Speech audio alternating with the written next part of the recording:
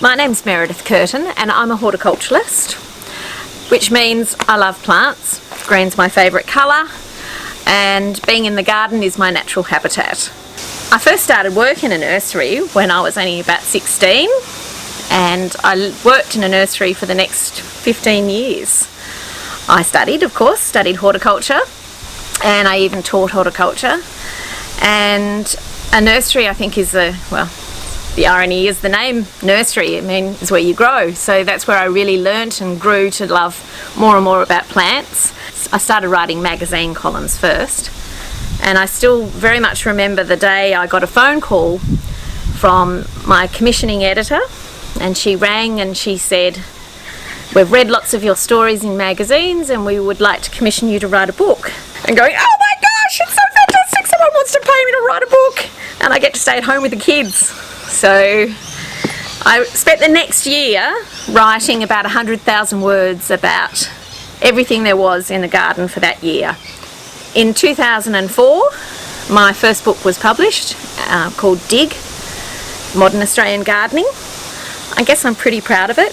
When I finished it, it was like having a third child, and it did go on to sell over 100,000 copies and was translated in about 4 or 5 different languages. And it was the first book of many. I ended up writing a book every 2 years for the next time, because I've written 8 books now.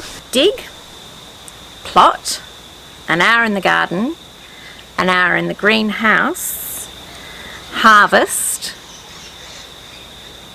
The Produce Companion, and Grow, Harvest, Cook, and Dig Deeper. And I was doing a fair bit of radio work, doing gardening talk back, that sort of thing. I'd also been on TV when the kids were little. I was a presenter for Gardening Australia. And I thought I'd really like to learn a little bit more about the other side of the microphone and the other side of the camera.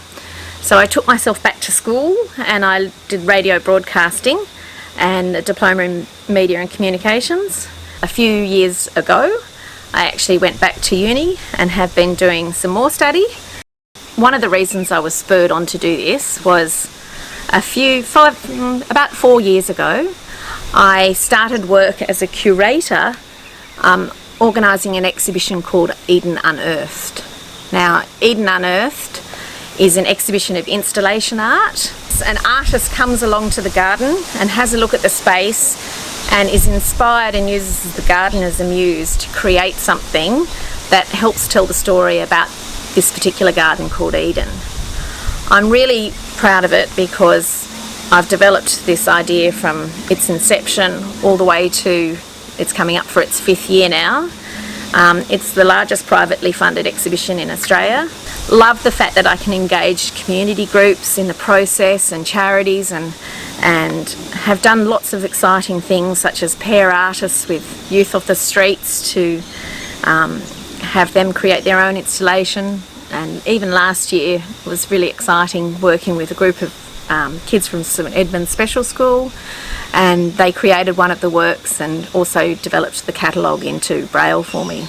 I created an interactive catalogue which had an opportunity for each of the artists to tell their stories and have them as a little video vignette as well that accompanied the catalogue.